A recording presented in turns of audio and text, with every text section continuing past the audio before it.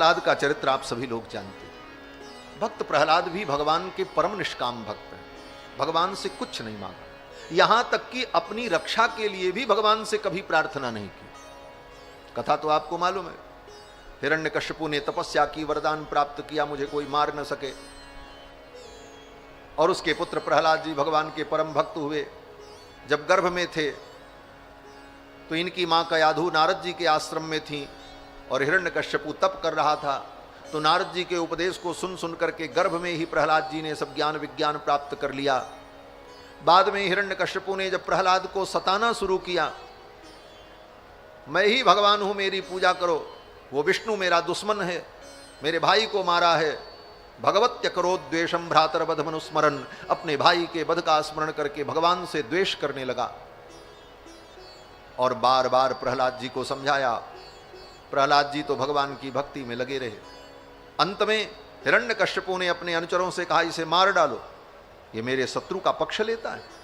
असुर लोग ले गए प्रहलाद जी को मारने के लिए, सारे उपाय किए, अग्नि में जलाया, पर्वत से गिराया, समुद्र में फेंका, विष पिलाया, हाथी के नीचे कुचलवाया, काल कोठरी में बंद कर दिया, लेकिन प्रहलाद जी ने इन विषम परिस्थितियों में भी अपनी रक्षा के लिए भगवान से प्रार्थना नहीं की। क्यों नहीं की? बोले प्रहलाद जी का बड़ा उत्कृष्ट भाव है, शरणागत को अपनी रक्षा के लिए कोई प्रयास नहीं करना चाहिए। भगवान के शरणागत हो जाने पर संपूर्ण भार भगवान पर छोड़ देना चाहिए। जो चाहे सो भगवान करें, वो जैसे रखेंगे मैं रहूंगा, न मैं कुछ कहूंगा न कुछ मांगूंगा, वो जैसे रखेंगे वैसे रहूंगा। जैसे रखें राम जी रहना चाहिए, सीताराम सीताराम कहना चाहिए। ये भाव था प्रहलाद जी, कभी कुछ नहीं मांगा। एक दिन तो हिरण्यकश्यपु ने अति कर दी। हिरण्यकश्यपु ने कहा कहां है तेरा भगवान, तुझसे तो मैं बाद में निपट लूंगा, पहले तेरे भगवान से ही निपट।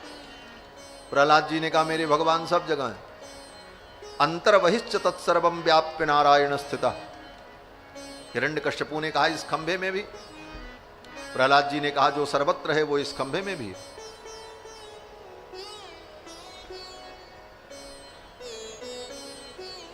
तो हिरण्यकश्यपु ने कहा प्रबहिश्च तत्सर्वं व्याप्य नारायण स्थितः, प्रबहिश्च तत्सर्वं व्याप्य नारायण स्थितः, सर्वभूत निवासोसी वासुदेव नमोस्तुते। अब न दिखाई पड़े तो दृष्टि का दोष। हिरण्यकश्यपु ने कहा तो अगर इस खंभे में तेरा भगवान है तो मैं इस खंभे को तोड़ने जा रहा हूं, तेरा भगवान मेरे सामने आ जाए। हिरण्यकश्यपु ने खंभे पर एक मुष्टिका का प्रहार किया,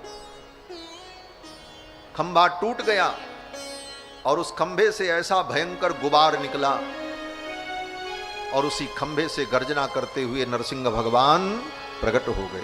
बोलो लक्ष्मी नरसिंह भगवान की जय। ज्यों ही हिरण्यकश्यपु ने खंभे पर प्रहार किया, गड़गड़ाहट की ध्वनि हुई और उस खंभे से नरसिंह भगवान का प्रादुर्भाव हो गया।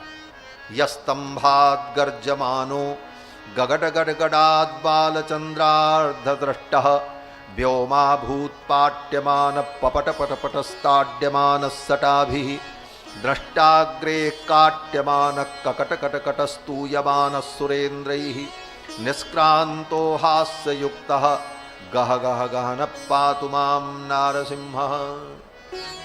गर्जना करते हुए भगवान नरसिंह प्रकट हो गए।